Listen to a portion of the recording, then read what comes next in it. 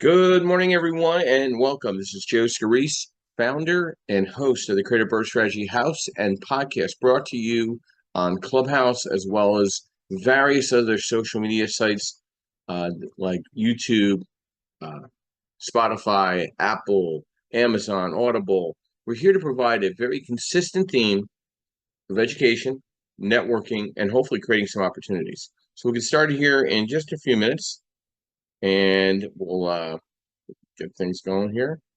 Gotta move things around. Very busy week, as we all know, in the investment space. Um, Rates came down a tick. We had a whole 0.001 change in our inflation rate, and we all thought the world was changing to a better place. It's absolutely amazing how the media kind of takes advantage of the small little things that happen in life. So we'll get started here in just a few minutes. I'm going to invite some people in. Got some mods already up here as well. I want to thank first our sponsors, as always, because we wouldn't be here without them. I'd like to thank Yardell Perkins of Perkatech. He's our social media strategist and business partner in the Creative Birth Strategies podcast. He is the man behind the scenes, putting together all the strategy, discussion, and audit for all our social media activity throughout the internet, which, as I call him, the Oz behind the drape. And another thing, we are celebrating our 50th podcast as the Creative Birth Strategies podcast today. So this is our 50th podcast. I want to thank Yardell and all our engaged listeners and followers of the club and the group. And you could always find our information on the website, creativebirthstrategies.com. Also, I'd like to thank Realty 411 with Linda Pelagas, a national publication, and she provides publications for real estate professionals and services throughout the country, as well as national events throughout the country. I'd like to thank MB Capital, your unsecured business line of credit referral program. I represent them as a referral partner. We provide unsecured business lines of credit for real estate investors or business-to-business individuals that need money through their LLC. And then I'd like to thank Lendmark Capital, your asset-based lender nationwide, providing DSCR rental loans, 1 unit up to 25 units, fixed to rent, fixed to flip, new construction, blanket loans, real estate advisory and strategy. And I'm a senior loan analyst there. And I'm really enjoying and very passionate about assisting real estate investors in taking their business to the next step. So if you have any questions on that as well, please reach out to me. Happy to say we offer also educational services for real estate agents. We provide CE credits for realtors in asset-based lending. And now I just got it approved as of yesterday, wholesaling real estate, the understanding of wholesaling real estate for real estate agents and lenders. It's a 3-credit CE course. I'll be rolling that out as well and be providing that as an educational piece for real estate agents throughout the country. And I just finished publishing that and getting it approved. We also provide worksheets for our real estate investors to better underwrite your deals. And then last but not least, I am starting and relaunching a mastermind second Monday of the month. It will be set up as a podcast and here on Clubhouse as well, but it'll be live and in person in Philadelphia at our offices where Yardell and I are in South Philadelphia on 17th and Snyder at New Bold Exchange. We'll be there every Monday, second Monday of the evening, second Monday of the month, 6:30 p.m. to 8:30 p.m., providing education and insight and masterminding. So the individual that decide to attend, they're going to be involved. That's how masterminding works. So I'm very excited about that as well. And I think that'll be another great way of just getting to meet people and see people in person. It's an additional podcast that we're going to offer through our podcast and through Clubhouse as well. It'll be Monday night, second Monday night of the month, 6:30 p.m. Today's discussion, exploring AI implementation for real estate investors strategies.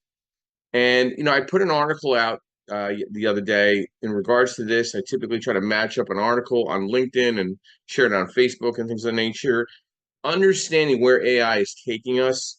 Obviously, I'm a big fan of AI because, it helped me publish 2 books rather quickly. and was able to get them in front of NAR and get them approved and get CE approval, and where I could be an educator on very specific subjects that I enjoy. So implementing AI in real estate investor strategies can revolutionize how investors identify opportunities, manage properties, and optimize their portfolios. Some ways that we're going to discuss, and we have Amy here too as well, that AI can be leveraged in this field. Number one, market analysis and property valuation. Predictive analytics, comparative market analysis. Number two, investment opportunities, property search and selection, risk assessment.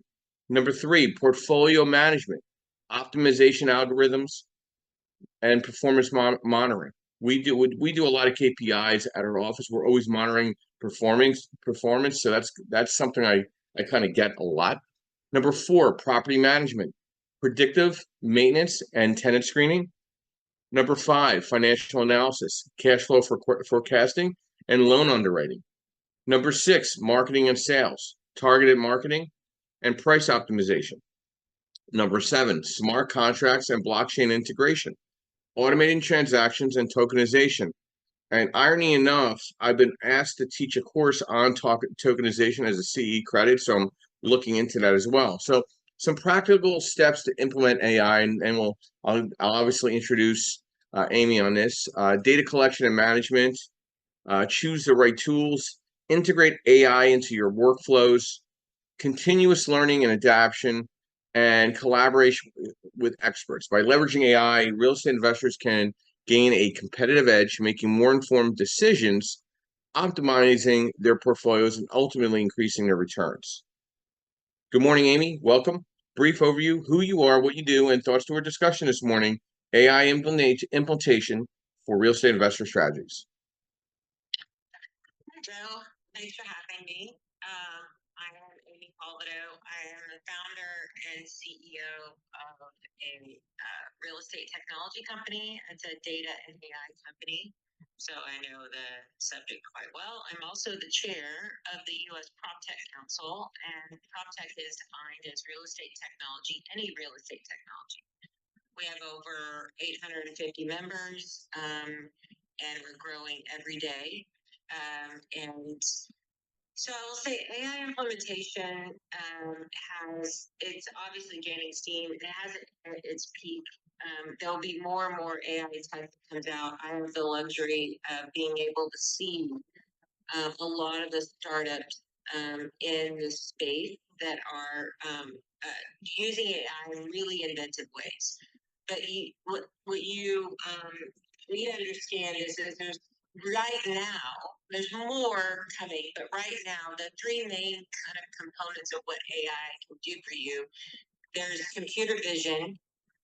You obviously have your large language models, and then you also have your predictive nature, where it's scanning and learning, right? Those are the three kind of AI technologies that exist today. So in real estate, computer vision is super helpful. We use it in my company. And what computer vision means is you take a video, which is happening more and more, becoming more and more prevalent today, where you can take a video and capture data from the video, and the AI does that itself. So you could walk around a unit and it can measure out that unit, or it can take data like of attributes in a home or whatever it might be. So that exists today, and those are being used in several different applications around move-in, move-out conditions, virtual touring, and understanding how you put in, say, for a home for sale. It can gather all those attributes of you just walking around with your phone and then putting that information into like a home for sale. And there's lots of things that computer vision can do. And then you also going to have the things around the predictive side. So what I will say about the predictive side, and AI can do amazing things, but when you get to the predictive side, it's not really the role of AI. The predictive side is all about how do you get the best data. And a lot of real estate data right now is what we call very dirty. You need to make sure that the data that is collected on your buildings or whatever data your data sources you're using, whether you're scraping them from the internet or wherever it's coming, you have to have a good attention to whether that data is super clean, because your AI will produce results for you, but if your data is bad, then it's giving you bad results, right? Garbage in, garbage out. So you have to that on the predictive side, it's more of a focus on your data collection, your data cleanliness, is what you have to do. And then the last one around the large language models. There's a lot of them starting to come out. There's Lori for multifamily. There's others. One we're developing, his name is Max. There's Chris. And there's a Chris person that will help a real estate agent do the first part of the lead generation. There's others. There's lots of those large language models. And I think that's really like the shiny object that everybody wants. They want the Jetsons thing where they can talk to somebody and it produces those great things. I'm not so much focused on that from my company because I'm more focused on the data side, right? We're a data aggregator, but those large language models are not going to go away. They're just going to get better. But I think from an industry standpoint, the real estate industry really needs to work on its data problem first. The LLMs will always be there, but you need to work on your data problem first, and then you do that, and then your large language model can interact with the right data. So that's my half a nickel. Half a nickel. Well, I'm going to dive into this real quick because obviously we obviously are seeing a lot of changes in the real estate space. It's happening ever so rapidly. I mean, the NAR settlement lawsuit was just kind of actually a big thing, but it was already the dam was already breaking. Okay, to reconfigure real estate as a whole from an AI perspective.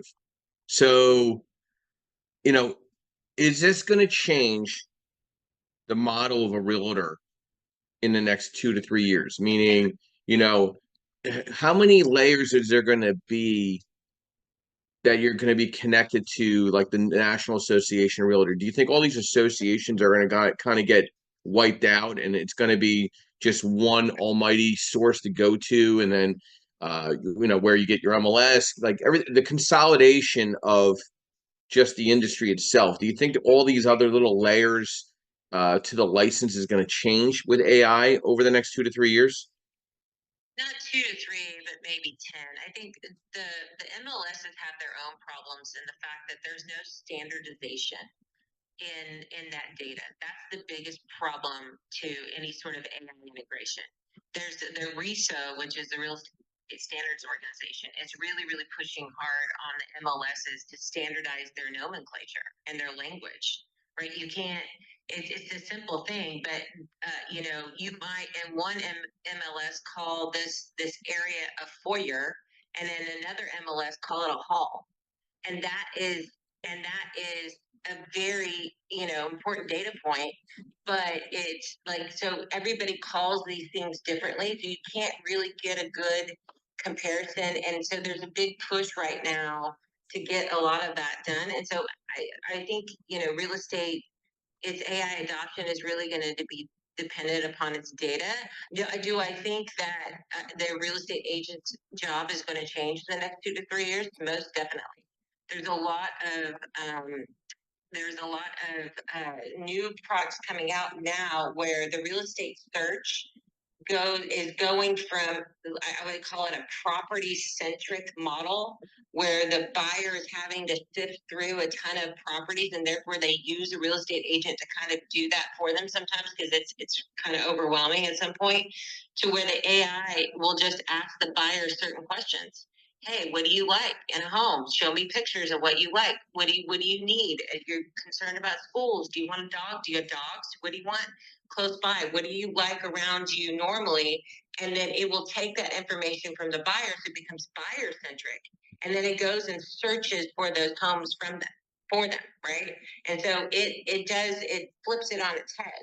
And there's a lot of AI kind of search things like that are being developed now. So the real estate agent is his job will change. I don't think they necessarily go away, but I think their job changes to where it's closer towards the end of the transaction when they need more help with, how do I get through the transaction versus the search part, right? Versus the lead gen part of sifting through all the people who are interested in, who wants to listen to 100 phone calls of people kicking tires? Nobody does. So AI can do that for the real estate agents. They can sift through qualified leads. They can do all of those great things.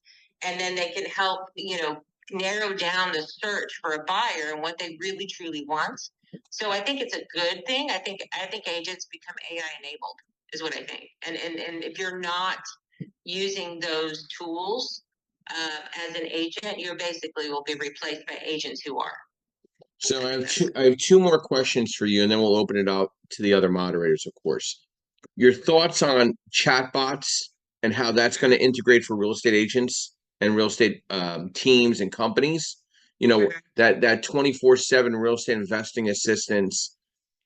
Do you think that's on the borderline of legality with the license, or do you think that's a necessary evil with AI implementation? I think, yeah, it does. I mean, I think the U.S. is very anti-chatbot. I mean, if you look at the regulations, it is, but other countries aren't. And so the AI can lead most. I mean, a lot of countries don't have regulations like the U.S. do around real estate. I would say I venture to guess 90% of them don't. And so AI is prevalent in those other markets because it can lead a buyer down a path and get it to the agent that can perform the sale. But in the United States, the chatbots don't exist as much because there is more regulation around the licensing and the structures and the things you can say and can't say. But you can teach an AI bot to say those things or not say those things. But there's requirements that whoever is talking to a prospective buyer needs to be licensed. Well, an AI is not licensed, right? And so that's why it's not as becoming as prevalent here as it is around the world. Like there's 12. I mean, if you talk to Eugene, who created Chris, Chris is basically can take a prospective buyer pretty much like 50% down the path of like choosing a home, and they can do it all virtually to where the agent really only needs to come in, towards the end, and it makes the agent he has brokerages in about 8 different markets around the world, and he uses his own tech, and it makes his agents it doubles their productivity because the AI can answer 24/7. But not only that, the AI can answer in about 80 languages. So you're not dependent upon an agent to know Spanish or Chinese or, Laotian or whatever it is. The AI can answer it in their native language. So. And this also leads to my next question in staying ahead of the curve. Predictive market analysis. Where do you think this is going to impact property valuation and market trends? I'm obviously seeing the impact.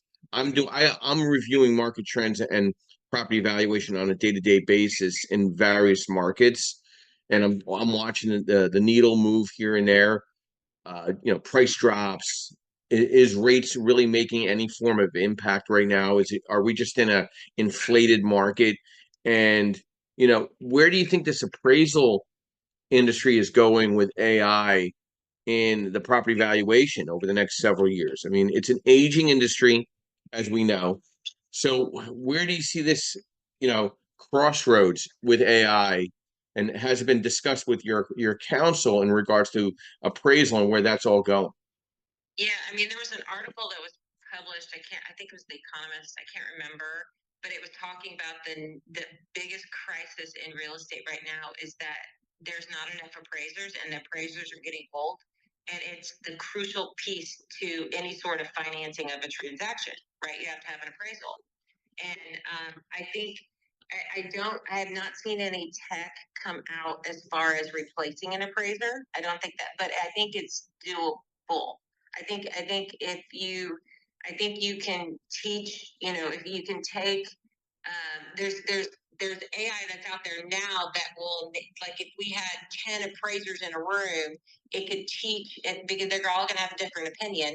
But that AI can take those knowledgeable appraisers toward properties, and over time, you can teach the AI how to be an appraiser. That exists today. That AI exists today, right? But you have to have the inputs from the appraisers to kind of teach it. So I think eventually it gets there because appraisal isn't part art, part science. It's always has been. And depending on how distant that property was and how old the other transactions were, they were making educated guesses, right? And so, but yeah, I don't know where that goes, but I know that that is a huge gap in the industry, and it's a huge pressing concern. And I think AI can do, hopefully, if it's not all of the appraisal, if it's 80% of the appraisal, and the appraisers kind of just check it off, like and really, for a lot of it's going to be dependent upon the real estate data, and this is where my company comes in, right? If I plug my company, but my company is gathering digital twin data. Even if it's not mine, if the other digital twin data sources are out there, then it makes the appraiser's job a whole lot easier, because then they're not having to travel to the locations. They can do Google Earth, they can look at the digital twin data, and then they can have AI kind of look and do about 80% of it, and they can just make an educated quality control check, right? Maybe that's where it goes. I'm not sure if it completely replaces them, but it can do a bulk of it. Well, I think obviously home price growth may soon stall, or it's already stalling in different markets. And I think if you implement AI to a point where you're not getting that physical look at, the eyes on the site, you're going to lose 10, 15% in values automatically. What does that do to the client that bought properties without an appraisal? Okay. Waiving the appraisal. I mean, they're out 10 to 15% just because of the model shift didn't work in their favor. I mean, I think we're in a major shifting coming up in values, not just from a homeowner perspective, but from an investor perspective.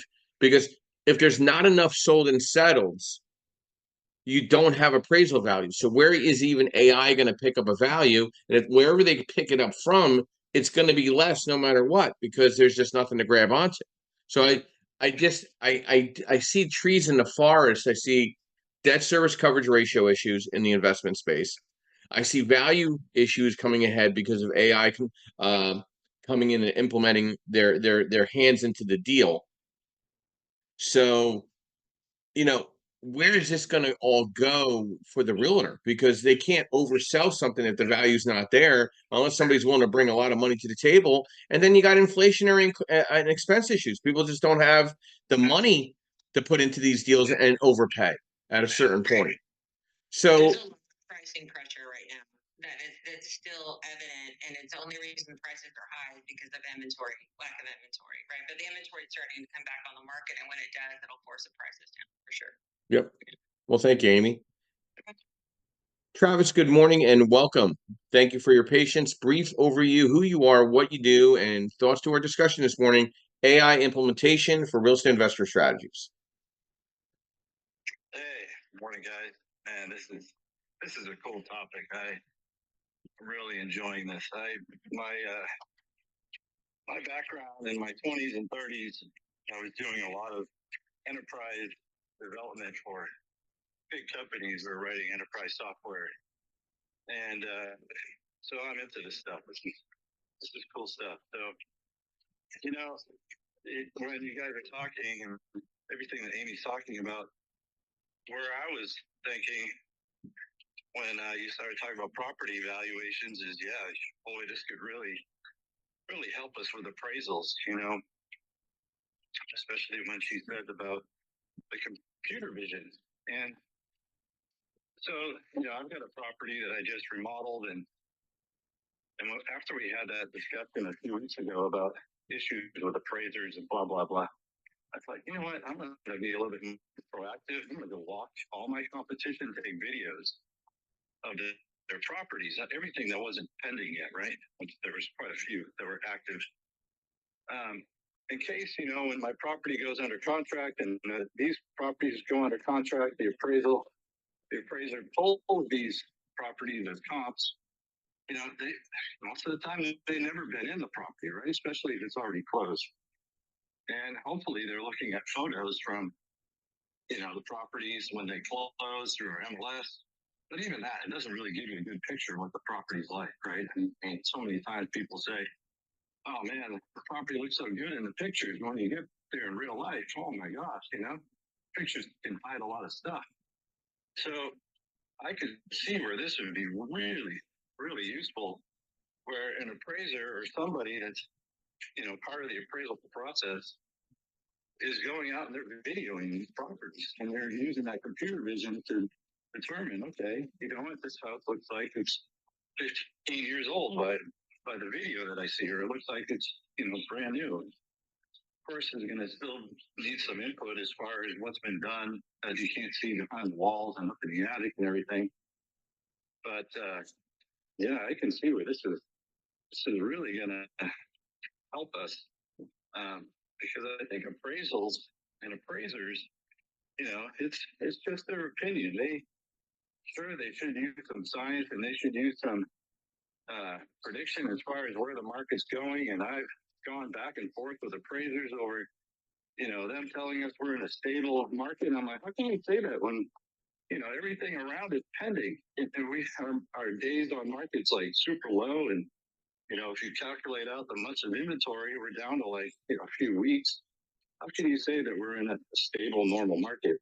No, we're in an increasing market. So I can see where that's gonna really be helpful. And I like what she was talking about with, you know, being a buyer focused. I remember a few years ago there was an app out there. It was called Boho, like OOJO or something. I don't know if it's still around, but that's what it was doing. It would give you some photos or tell you to pick some properties and some features of the property that you like, and it would start searching based on what you picked. And I can see where that's going to help a lot. Well, you know, So I'm excited for this, man. I think I look at it the other way, Travis. I think there's a lot of things out there that we have to be concerned about if people are hiding things. Like, you know, if they're not trying to disclose something and it comes up during the appraisal. I mean, have you seen that come up recently where like you didn't know about something that came up through the appraisal? Obviously, it was an AI background data verifying and it came up and nobody knew about it. Are you there, Travis? sorry, Joe. Oh, it's breaking up. It's breaking up a bit for me. Okay, so I'll give you an example. Just recently, I'm working with a broker. He's brokering a loan to me, and the appraiser comes up with an home inspection that came out of nowhere. Nobody knew about this. He found it on like through AI investigation, which told us that the subject property had foundation and structural issues. Okay, the broker didn't know, the seller didn't know. The seller didn't, I mean, no, the buyer didn't know. I didn't know. The underwriter and the appraiser reaches out to me and said, hey, did you know about this? I'm like, I had no idea. Somehow, when they did their AI background search, they found this home inspection somewhere sitting out there online, brought that deal into the perspective. Now, that went from a DSCR loan to a rehab fixed to rent loan. The whole model shifted. Now, to me, that's great homework being done. But how many of those type of questionable issues are out there with houses right now? The average house is built in 1954. So whether you put lipstick on a pig or you do a full renovation, you still need that physical person out there. But I think AI is just going to change a lot of the industry because you're not going to need as much labor. It's going to be a quicker process. You know, to get an appraiser now back to get appraisal back, it's taken 7 to 10 days. That eats up almost half your 30-day close time. And if that appraisal doesn't come back right, you got to dispute it. You got to come up with other comps to justify that they're not using already. And then the AMC's got to review it. And then the underwriter's got to review it. Now you just ate up another 7 to 10 days. What happens to that 30-day close? You know what I mean? Yeah. So I think AI is going to cut a lot of the fat out in this process. It's going to be the almighty biblical scripture to how these deals are getting closed. It could either hurt us or help us in some markets. Travis, are you there? Yeah, yeah, I can see where you're. Yeah, I'm here, Joe. Can Yeah, you hear me? yeah, I got you. I'm just thinking Yeah, I there's can see where you say that. yeah. So I think I think AI is the new buzzword, right? So they're going to use that word for a lot of things that are not even AI. So like what you're talking about, it sounds like the guy just did a Google search on the property address and he found something somebody published online, and it's for whatever reason public about that inspection. I'm not aware of inspection companies that publish their inspections online for people to see, other than those that have paid for it, because that would kind of defeat their whole purpose. yeah, well, they found it. They found it. I don't know where they found it, on a disclosure or something like that, but they found it. So, but I appreciate your insight, Travis, and thank you. No problem, brother. So let's get caught up here and do a reset real quick. We're the Creative Birth Strategies podcast. We're here every Saturday morning, 8 a.m. Eastern Standard Time, every Sunday morning, 9:30 a.m. Eastern Standard Time, providing educational subjects, providing strategy, and hopefully you walk away with some form of golden nugget and connection and some networking. We're here. We also have our website, which is up above. We are starting a Monday night event, second Monday of the month, 6:30. It'll be live and on here on our podcast in Philadelphia. So be more than happy to come and join us live, or just come back onto Clubhouse or one of the other social media buckets that we provide our insight. Again, AI is tying into so much other things than just the sale itself now. We're looking at virtual tours and staging, enhancing property showcases. We're looking at risk assessment, making safer investments like credit scoring, fraud detection.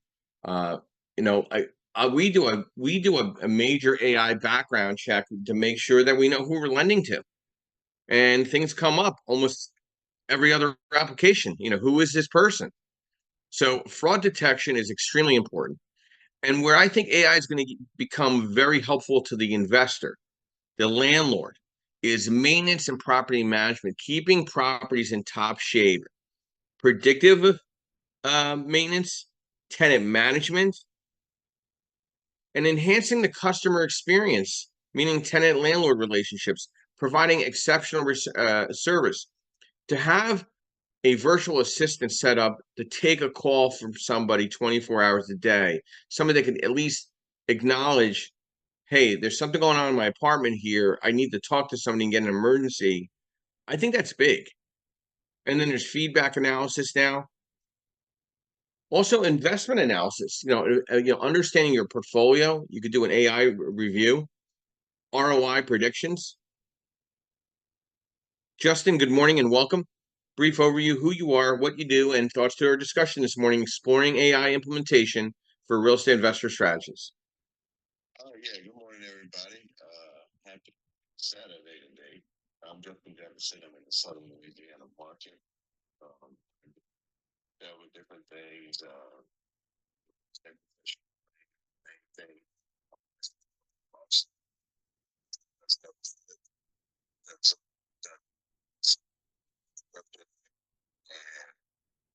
Step my way to the side.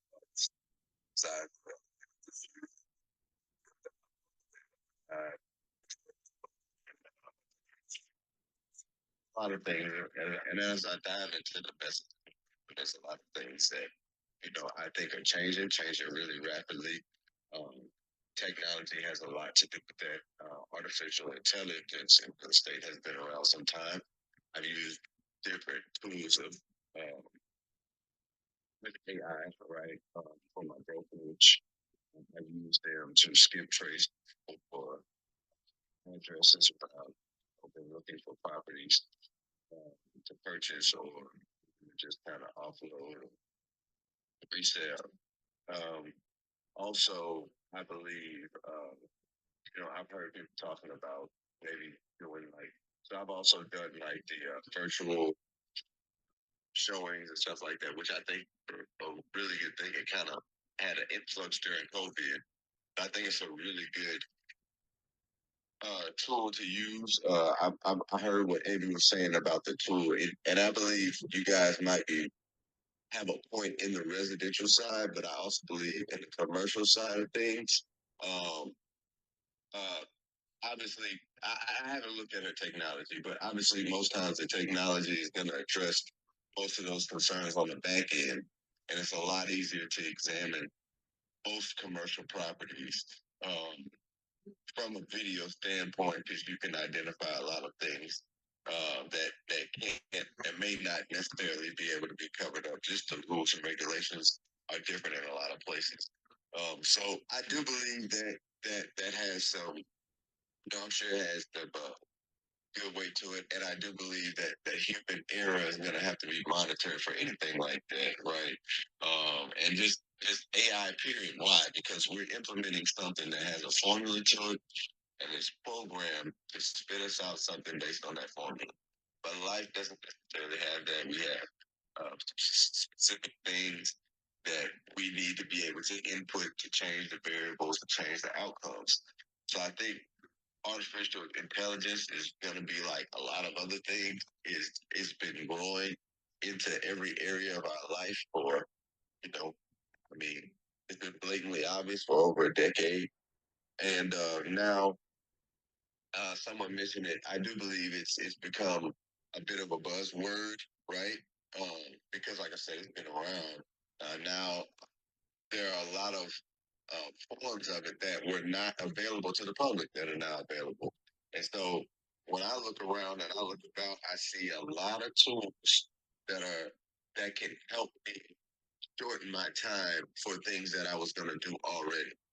I'm not in a search for AI tools that eliminate parts of my process. I think it's important for some of the things that I do in my process when I'm analyzing managing a deal, maintaining a deal, doing construction on a property, right? Which there's prop tech and then there's con-tech, right? Construction technology, and then you have property technology and stuff like that. So there are a couple of different arenas where you begin to specialize in technology and artificial intelligence, where AI has the lead in all of these areas right now because they're making things easier for us, but we still have to.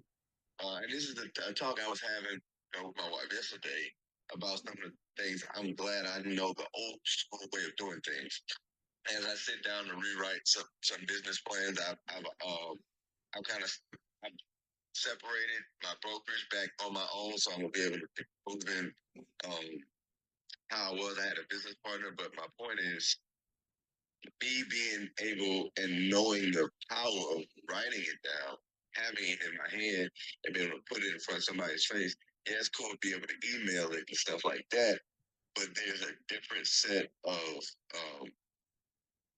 I don't know what I want to say. But there's a different set of things that I'm cultivating and developing by doing it that way and then putting it into the technology. So I'm not sure what message anybody might get from that, but technology, you're going to need it to keep up with where we're going and to keep up the pace. So I think it's very important. I think we all need to lean in on it, but we all need to also use our human, what is it, common sense, right? That we talked about a couple of weeks ago. Travis said we sound like Trump. I think we sound like Mr. Wonderful over Trump, but use your common sense, right? And to make decisions in real estate and business, period. And then, AI, I think is the tool to help you do that and make you able to, move like you have superpowers. So just be wise with it and don't don't put all your chips on the technology, right? So that's it. Justin, thank you. Always appreciate Justin being here. He's been part of this growth of this podcast and room over the last 2 years. I always want to thank him and recognize him as a big part of the moderator base here that that comes in every weekend and providing their insight. In AI, 85% of employment growth in the US over the last 80 years is explained by technology-driven creation of new positions. Okay. AI service providers are making a conscious choice to explore a human-centric approach, developing a co-pilot products designed to assist people as opposed to autopilot products that are aimed to entirely replace human roles. So these positions in AI are going to be significant productivity boosters. Okay.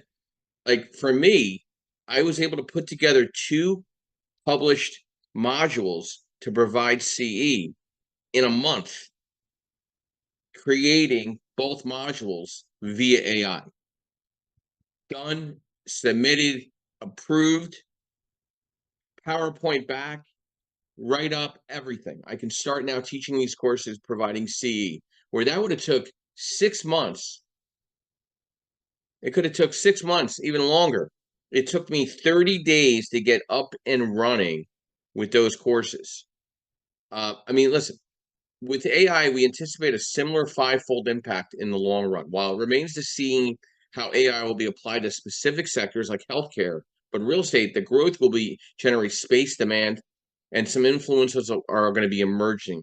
Okay, different altered demands amongst assets, new asset and product types, revenue investment, design and space function, and geolocation.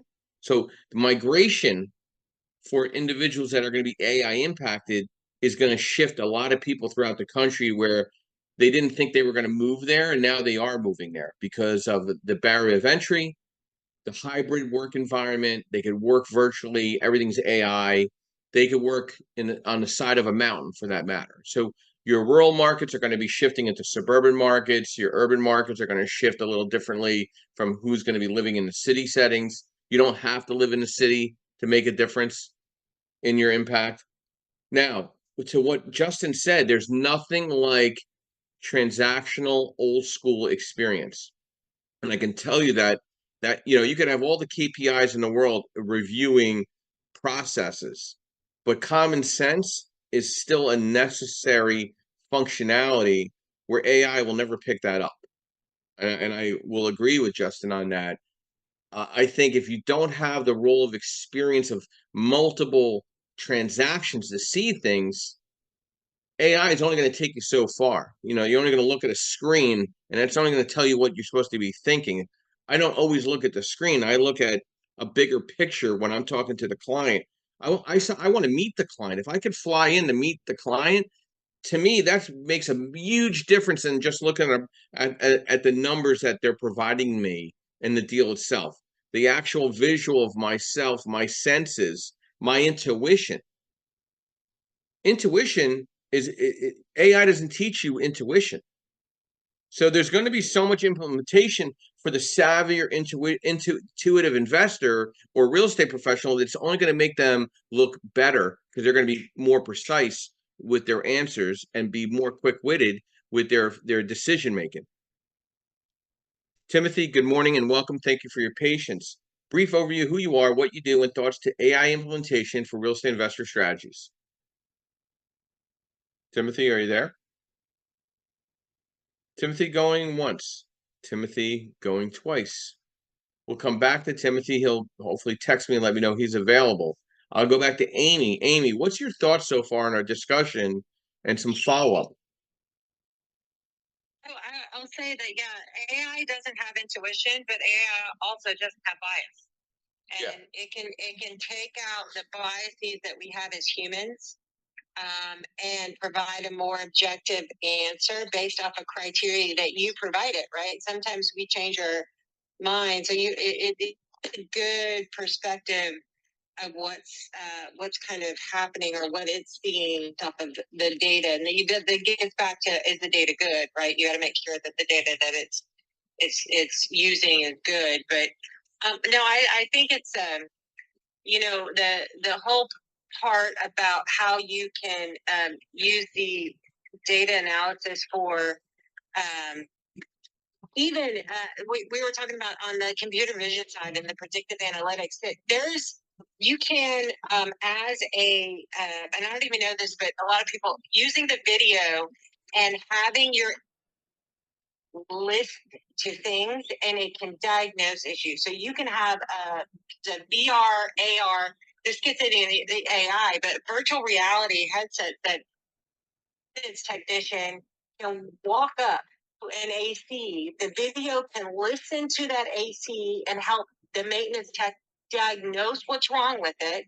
And then if they're trying to repair it, they can put a VR headset on. They don't know what they're doing. It can train them on what to do. This is all exists today. So it's going to be super helpful as we have these large knowledge gaps between the people. It's going to be super helpful as far as appraisers go, but this whole knowledge gap that we have that's where it's going to help more than anything. I think it's going to be super, and then obviously taking the grunt work away that nobody wants to do.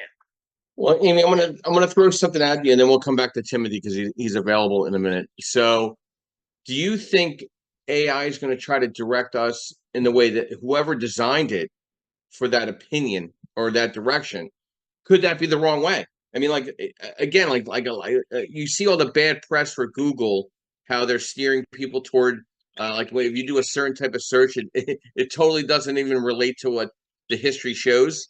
So, like, is AI going to have the same issues, or are they already having those same relevant issues? And I'm talking about progressive, left, right, middle. You know what I'm saying? Like, where do you think that's going to impact? Kind of cut out a little bit. Yeah, I do. But at the end of the day, what AI is designed to do is not guide, but learn, right? So it'll have a starting point, but you will teach what you want your AI to do. At the end of the day, that's what it does. I have a feeling it's not a good feeling. You'll curate it the way you want it. Yeah, I just have a feeling that there's going to be an agenda even to AI, which I think we're all in a stage of an agenda. And again, that's where intuition and transactional experience and being through various cycles in the real estate industry will supersede the AI implementation always. You know what I mean? Yeah. I mean, there's always going to be a quality control human aspect to it, right? Because you say, but that quality control has been around for a long time. Yeah. Quality control has been checking human stuff, right? Yep. So now quality control is going to check what the AI is being produced. So there's always good to always have a second set of eyes on stuff. No, I agree with you.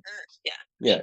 Well, irony enough, quality control. My dad was the head of quality control and assurance for Nabisco. That was his job position for 45 years. So I used to hear that term all the time growing up.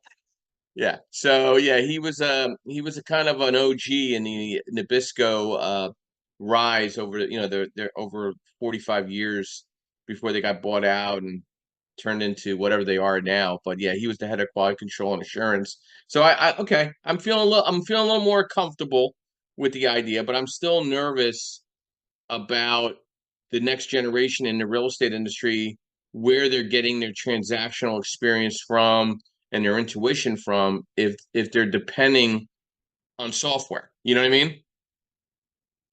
Yeah, I do, but at some point, the knowledge or whatever is being transferred to them is coming from it. Yes, is it AI supplying it? Sure, but it came from experienced people who gave the data to the AI to then deliver to the next person.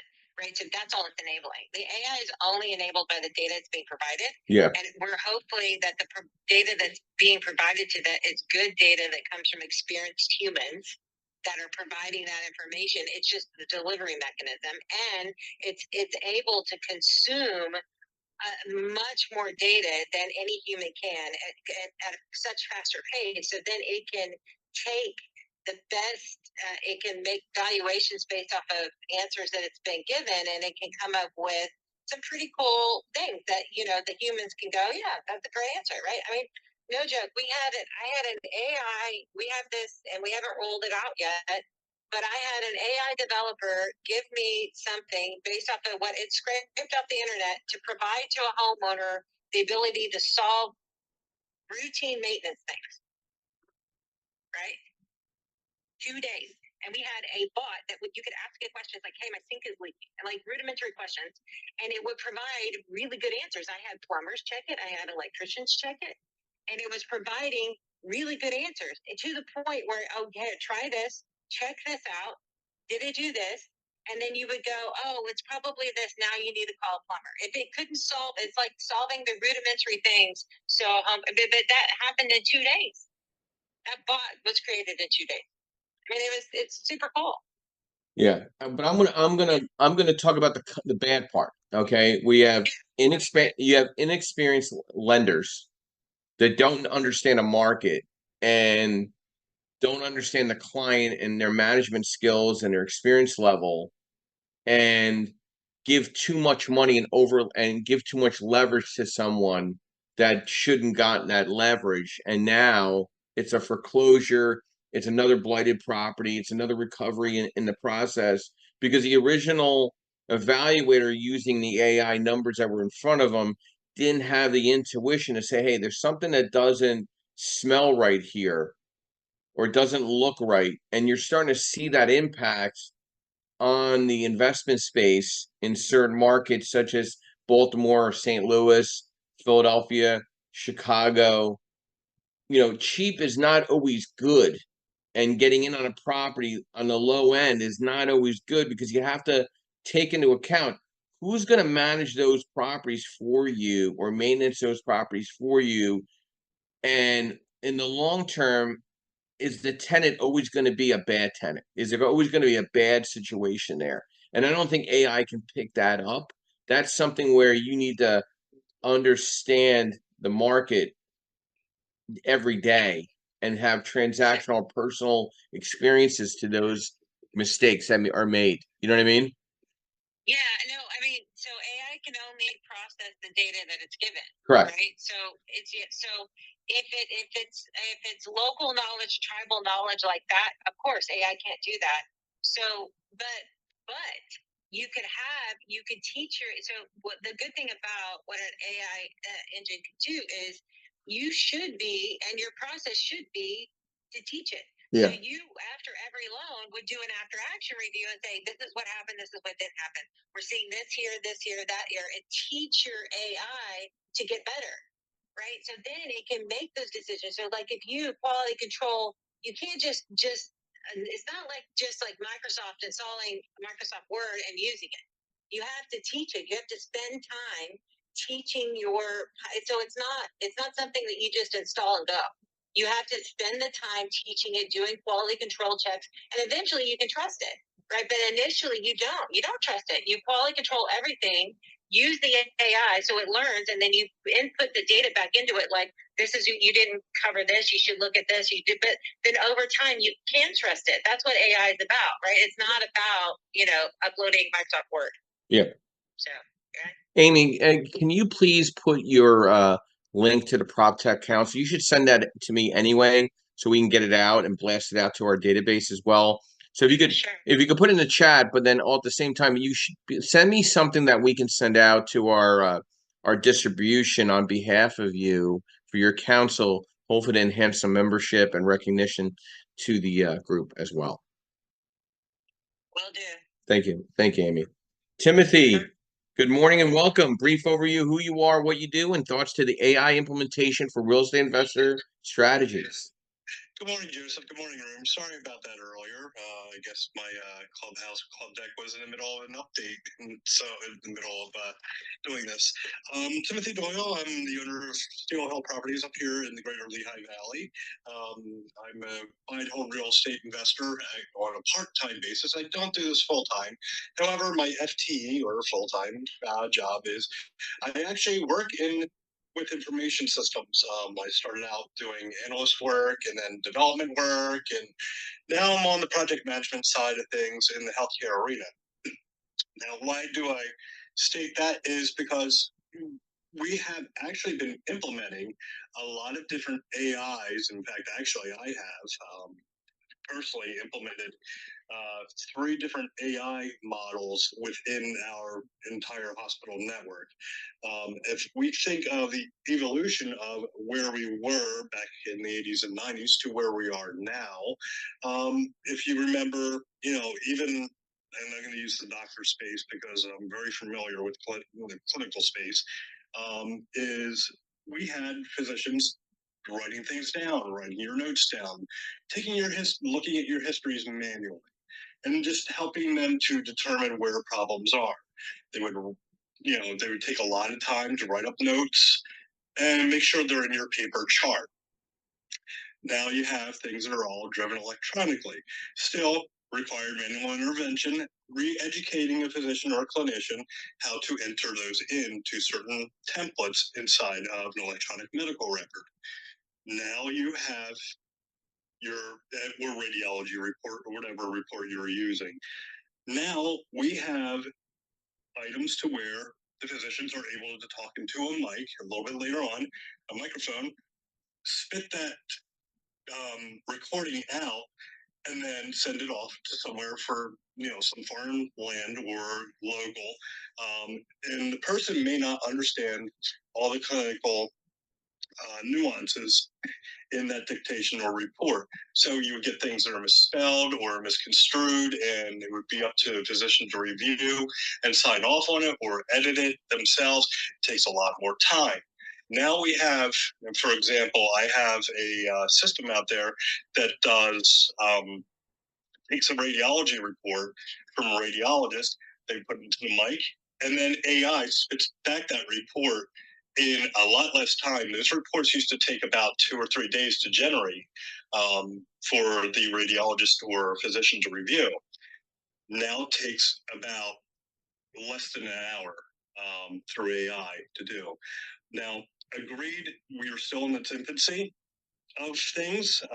AI as a whole is still in its infancy, so it's going to be a lot of adjust. I wouldn't say we dive into it wholeheartedly and use that as a source of truth, but do so with caution. Let that be your guiding light to kind of help you through things.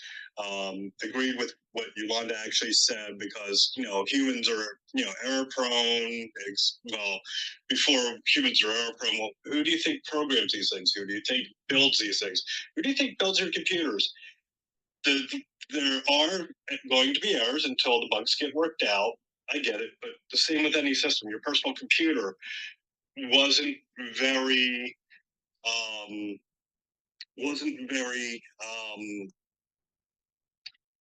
I guess it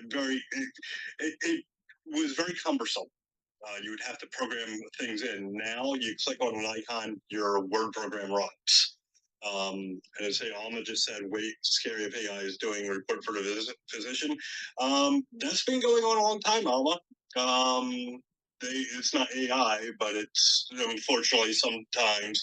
But yeah, so trained physician does read those reports and they sign off on them. They review them before going ahead with them to make sure that everything is good. So I want to rest assured that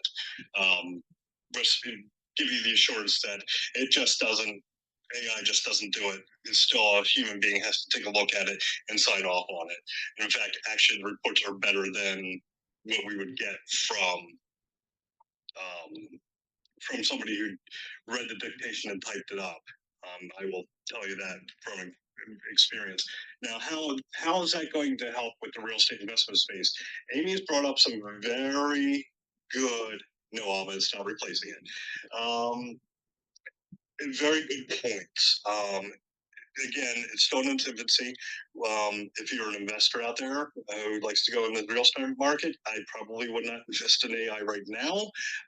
It's going to probably do the same thing as the dot bombs of the early 80s and 90s. I'm predicting that, and I have the numbers to back that up. But again, it's a good tool for some of us who need like an educational something like a maintenance. If we're doing a plumbing job and we don't know what we're getting into, you can take your Google glasses or whatever you're doing, take a look at the thing, and then have AI spit out probabilities or predictabilities or what might be going on, or even say, hey, you need to get a human on this. But it cuts down, what it does, it's a little more, it's efficiency that's built into our own decision-making process.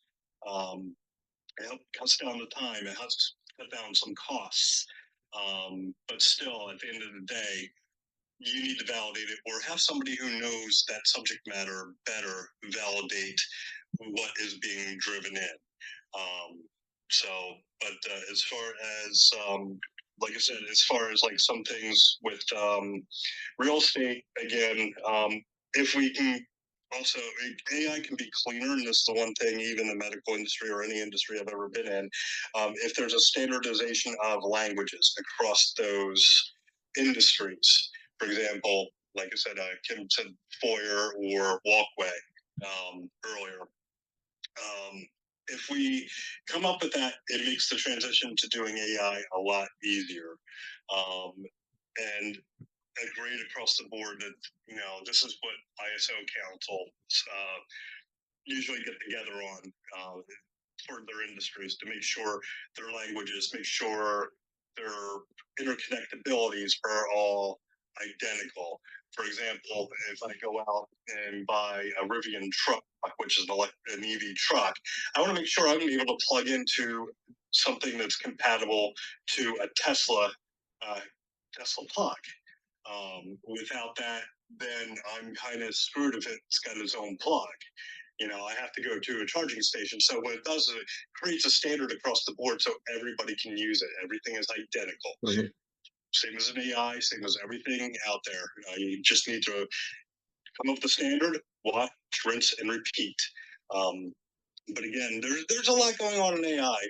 I just used the one dictation system as an example, but there are different things going on even in my industry professionally that are getting implemented. But again, we still have humans to back it up. So rest assured, we're not relying 100%, but we're leveraging it where we can and then doing our checks where necessary.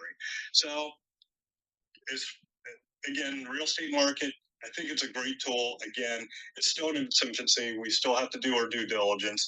We still have to do a little bit of information gathering and have enough information to kind of go on.